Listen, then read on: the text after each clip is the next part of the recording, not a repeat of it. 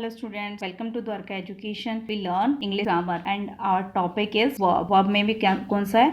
Participles. Verb के ऊपर मैं ऑलरेडी बहुत सारी वीडियोस बना चुकी हूँ और जिसका लिंक मैं डिस्क्रिप्शन बॉक्स में डाल दूंगी, आप वहाँ से चेकआउट कर लीजिए। मैंने स्टेप बाय स्टेप वर्ब्स को क्लियर किया है एंड अभी हमारा जो सीरीज चल रहा है कि कंपटीशन एग्जाम बेस में वर्ब में जो भी प्रॉब्लम्स दी जाती है, जो क्वेश्चन पुटअप किए जाते हैं, उन पे बेस है। So today's our topic is participles. अब आता है कि पार्टिसिपल्स होते क्या है। फर्स्ट में थोड़ा सा इंट्रोडक्शन बता रही हूँ। अगर आपको डिस्क्रिप्शन इस बॉक्स में देखोगे तो आपका लिंक मिलेगा जिसमें मैंने पार्टिसिपल्स के बारे में बड़ा डिटेल से बताया है। सो यहाँ पे पार्टिसिपल्स वर्ब का वह पार्ट है जो एक वर्ब के रूप में तथा एक एडजेक्टिव के रूप में काम करता है। एक वर्ब के रूप में भी काम करता है और एक एडजेक्टिव के रूप में भी काम करता है।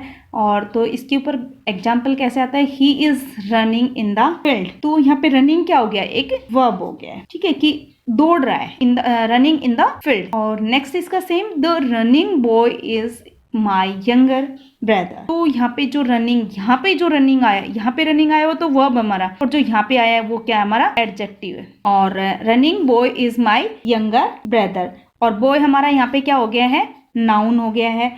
और इसमें दौड़ता हुआ लड़का, इसमें तो क्या है, दौड़ रहा है, और इसमें दौड़ता हुआ लड़का। और नेक्स्ट एक एग्जांपल इसमें है, वर्क हैज टायर्ड मी। तो यहाँ पे क्या हो गया, जो टायर्ड हमारा किसके रूप में काम कर रहा है, वर्ब के रूप में।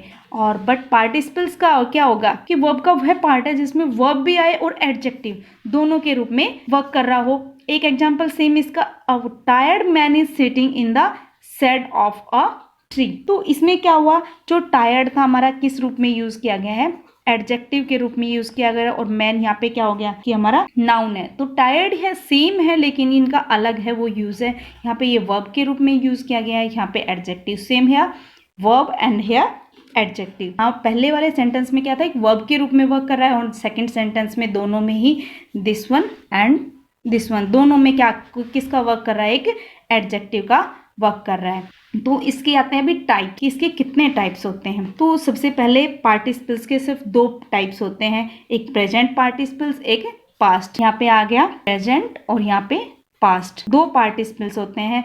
और दोनों में सबसे पहले प्रेजेंट पार्टिसिपल्स क्या होते हैं कि वर्ब का वह पार्ट है जिसमें आईएनजी लगा हो। तो इजीली आप इसको डिफाइन कर सकते हो कि प्रेजेंट पार्टिसिपल्स कौन से होते हैं। प्रेजेंट पार्टिसिपल्स में कौन से आते हैं, रनिंग, वॉकिंग, स्विमिंग, ऐसे बहुत सारे हैं कि जो भी जिसके पीछे आईएनजी लगता है वो प्रेजेंट पार्टिसिपल्स होता है।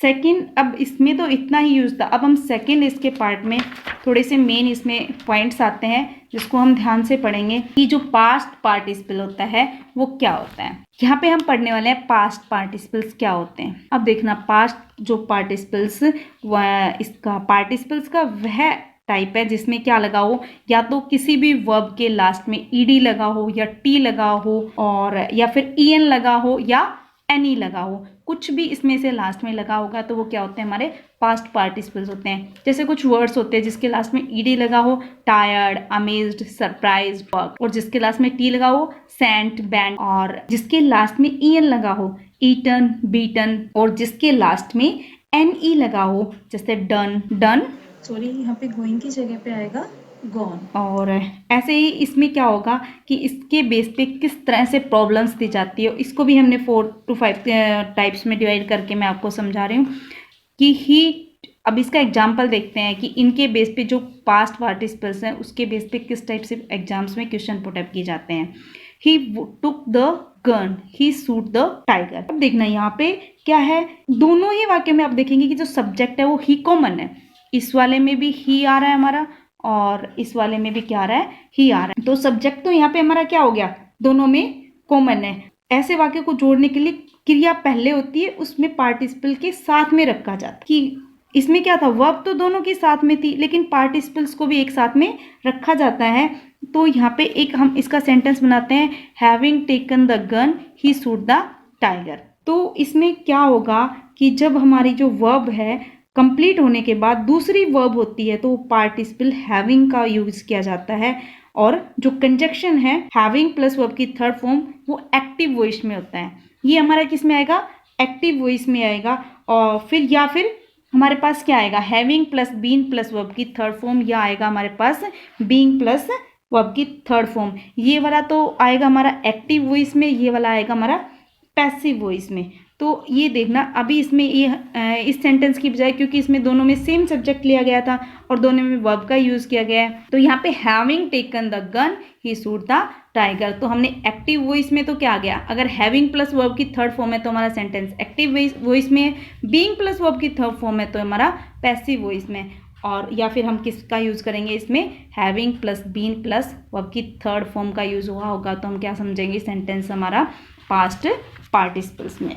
सेकंड इसका हम देखें तो क्या होगा, सब्जेक्ट ऑफ रेफरेंस क्या होता है कि हर सब्जेक्ट के साथ में एक रेफरेंस होना जरूरी है। जैसे having taken the gun he shoot the tiger में जो हैविंग है इसमें क्या होगा, प्रेजेंट पार्टिसिपल है और इसका सब्जेक्ट ऑफ रेफरेंस वाक्य में मुख्य सब्जेक्ट क्या हो गया, इसका ही हो गया है। हैविंग देखो सेंटेंस में, क्योंकि इसमें सब्जेक्ट यहाँ पे आ रहा है तो हैविंग तो क्या हो गया, एक प्रेजेंट पार्टिसिपल हो गया और सब्जेक्ट ऑफ रेफरेंस वाक्य में मुख्य क्या हो गया हमारा, ही है, वो यहाँ पे क्या हो गया, मेन सब्जेक्ट का काम कर रहा है। इसके साथ में एक और चीज ध्यान रखने की है, जो भी पार्टिसिपल्स के प्रयोग में हमेशा पार्टिसिपल के लिए उपयुक्त सब्जेक्ट का प्रयोग न कर प्रॉब्लम दिया जाता है, कि जहाँ पे अगर लगाना होगा वहाँ पे सब्जेक्ट नहीं लगाया जाएगा और इस टाइप की जो प्रॉब्लम है वो एग्जाम में दी जाती है। तो इस पे हम देखते हैं कि walking in the field a snack bite him. इस सेंटेंस में जो वॉकिंग है वो क्या है, पार्टिसिपल है। इसका subject of reference a snack हो गया। सब्जेक्ट ऑफ रेफरेंस क्या हो गया, अ स्नैक, जो बिल्कुल गलत है। लेकिन इस सेंटेंस में क्या मीनिंग निकलता है इसके, मैदान में टहलते हुए सांप ने उसे काट लिया। लेकिन हम कहना क्या चाहते हैं, वह मैदान में टहल रहा था, एक सांप ने उसे काट लिया। तो सेम इसी में जो इस टाइप की जो प्रॉब्लम्स होती है वो अनरिलेटेड पार्टिसिपल्स में होती है, कि जो अगर हमें इस टाइप की प्रॉब्लम दी जाएंगी वो तो ना प्रेजेंट में होगी ना पास्ट में होगी, किस में होगी, अनरिलेटेड पार्टिसिपल्स प्रॉब्लम कहा जाता है इन्हें। और इसका जो हम सही सेंटेंस बनाएंगे वो क्या बनेगा, he was walking in the field a snack bite him. लेकिन यहाँ पे एक और चीज बात ध्यान दें, जो सब्जेक्ट है हमारा, जब एक सब्जेक्ट काम कर रहा था तो दूसरा सब्जेक्ट उसी के बीच में कोई काम किया, तभी पहला सब्जेक्ट को व्हाइल के साथ में रखा गया। इसमें क्या है कि जब एक सब्जेक्ट ने काम किया और दूसरा उसके बीच में कोई नहीं आ रहा था, तो पहला जो सब्जेक्ट था उसको किसके साथ में रखा गया, व्हाइल के साथ में रखा गया। यहाँ पे एक सब्जेक्ट काम कर रहा था, दूसरा नहीं था, तो इसके साथ में व्हाइल लगा दिया गया। और एक नोट, जब भी पार्टिसिपल वाला वाक्य आपको मिले तो आप दूसरे क्लास के सब्जेक्ट को मनी मन में एक पार्टिसिपल के में रख लें, कि आपको पार्टिसिपल मिलेगा नहीं, एक दूसरे सब्जेक्ट को अपने मन में ही रख लेना है और उस सब्जेक्ट के साथ में पार्टिसिपल सही अर्थ देता है तो इसका मतलब है कि पार्टिसिपल का जो यूज किया गया वो बिल्कुल सही है। यदि ऐसे सब्जेक्ट के साथ कोई पार्टिसिपल सही अर्थ नहीं देता तो उसका मतलब है कि पार्टिसिपल का यूज है वो गलत किया गया है।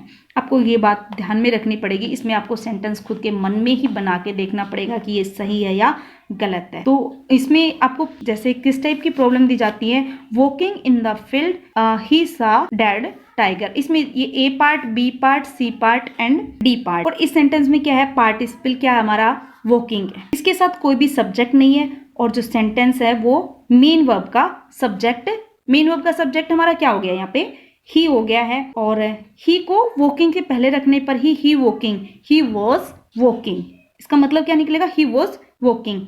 इट मीन्स इस सेंटेंस में जो पार्टिसिपल वॉकिंग का सब्जेक्ट टू रेफरेंस है वो कौन सा हो गया, हमारा ही हो गया है और इस पार्टिसिपल का यूज है वो बिल्कुल सही है। लेकिन एक और सेंटेंस है इसमें, coming towards her husband the glass slipped from her hand. तो इसमें क्या होगा, इस सेंटेंस में जो पार्टिसिपल क्या हमारा कमिंग है और इसके साथ कोई भी सब्जेक्ट नहीं है। वाक्य में क्या है कि जो मेन वर्ब है वो सब्जेक्ट द ग्लास है। यहाँ पे ये क्या होगी, मेन वर्ब हमारी क्या होगी, द ग्लास।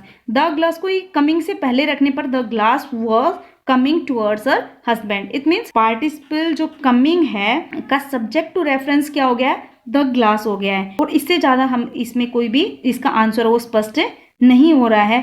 तो हमें क्या होगा, ए पार्ट में गलत है, जो कमिंग टुवर्ड्स वाला जहाँ पे यहाँ पे जो पास्ट पार्टिसिपल का यूज किया गया है वो इसमें गलत है। लेकिन एक बात और है, इसका जो ये ए हो गया, बी हो गया और सी एंड डी, और इस डी पार्ट को अगर हम देखते हैं तो क्या होता है, क्या कहें, जब वह अपने पति की ओर आ रही थी ग्लास उसके हाथ से फिसल गया फ्रॉम हर हस्बैंड। इसमें और इससे क्या हमें क्लियर हो रहा है कि का हम अगर सेंटेंस बनाएंगे, while she was coming towards her husband, the glass leapt from her hand and one आ गया नो एरर। तो इसमें जो पार्ट ए है उसमें while she was coming का यूज करना होगा। यहाँ पे वो वाला सेंटेंस हमारा गलत है और यहाँ पे सही है क्योंकि इसमें while she was coming का हमने यूज किया है। अब हमारा नेक्स्ट क्या आता है कि एक्टिव वॉइस में किसी एक्शन को कंप्लीट बताने के लिए हैविंग प्लस वर्ब की थर्ड फॉर्म का यूज किया जाता है।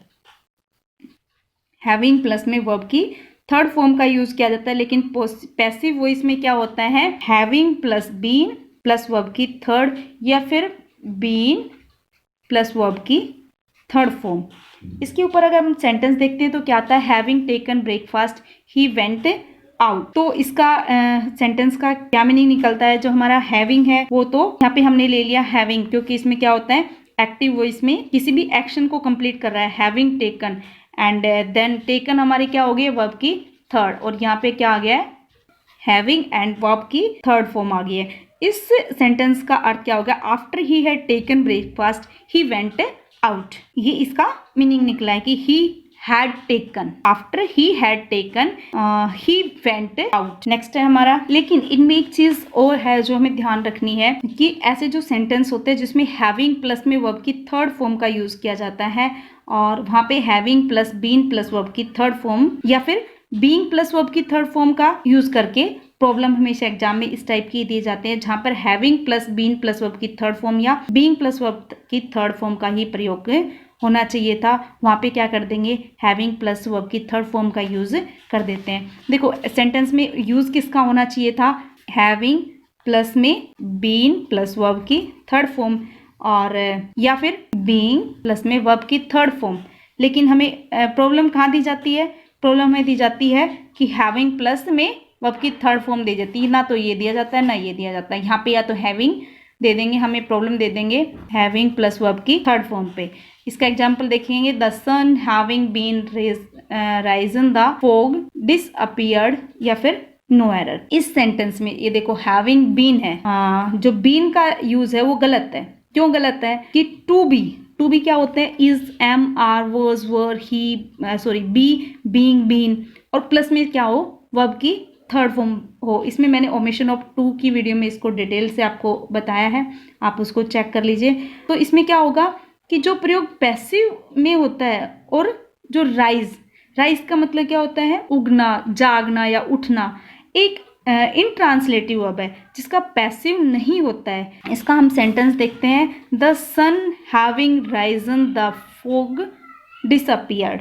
हमने ये सेंटेंस दिया कि after the sun had risen the fog disappeared. और इसमें एक और चीज आप देखिए कि having distracted by her husband she committed suicide no error. ठीक है, तो इस सेंटेंस में क्या है हैविंग के बाद में का यूज नहीं किया गया है, तो उसमें क्या होगा इस सेंटेंस के अंदर हैविंग का पार्टिसिपल हो सब्जेक्ट रेफरेंस इसमें किसको दे दिया गया है सी को दे दिया गया है और C having distracted by her husband से मिलता है जो कि मीनिंगलेस है। तो पार्ट जो बी है हमारा यहाँ पे ये वाला जो पार्ट है ये ए पार्ट हो गया, ये हमारा बी है। जो सेकेंड पार्ट है ना तो उसमें बाय हर हस्बैंड, ठीक हमें क्या पता चल रहा है कि पार्टिसिपल का यूज जो पैसिव वॉइस में होना चाहिए था और having being distracted by her husband की जगह क्या आना था after she had been distracted by her husband. हमारा सेंटेंस से करेक्ट मिलेगा, वो कैसे मिलेगा having been distracted by her husband she committed suicide.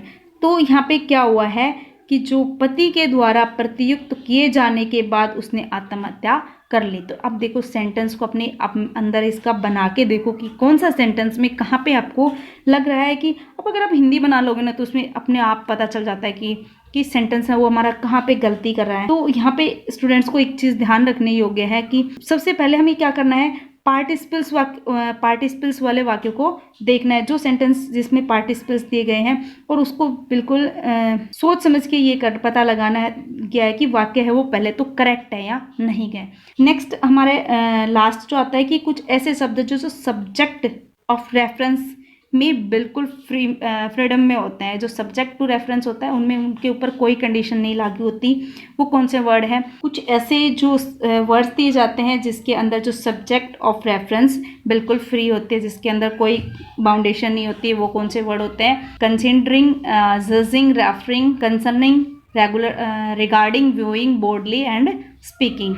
जो considering the case he I took that decision, तो देखिए इस पर क्या किया गया है कि सीधा डायरेक्ट होता है, इसमें सब्जेक्ट का रेफरेंस होता है, वो डायरेक्ट होता है, वो बिल्कुल फ्री होता है कि हम सब्जेक्ट के साथ में इन वर्ड्स को यूज़ कर सकते हैं, इजीली कर सकते हैं। इनमें कोई भी आपका पार्टिसिपल का कोई फंडा नहीं होता है और ना कोई सब्जेक्ट का होता है कि हम इन वर्ड्स को सब्जेक्ट के रूप में इजीली यूज कर सकते हैं। सेकेंड है considering the case that decision was taken, तो इसमें क्या लगा देंगे? इसमें प्रॉब्लम नहीं है। ये जो हमें कुछ वर्ड्स दिए गए हैं आप इनको ध्यान में रखिए और फिर उसके बाद आप क्वेश्चन को सोल्व कीजिए कि ये वर्ड आए तो हमारा सब्जेक्ट है वो रह सकता है।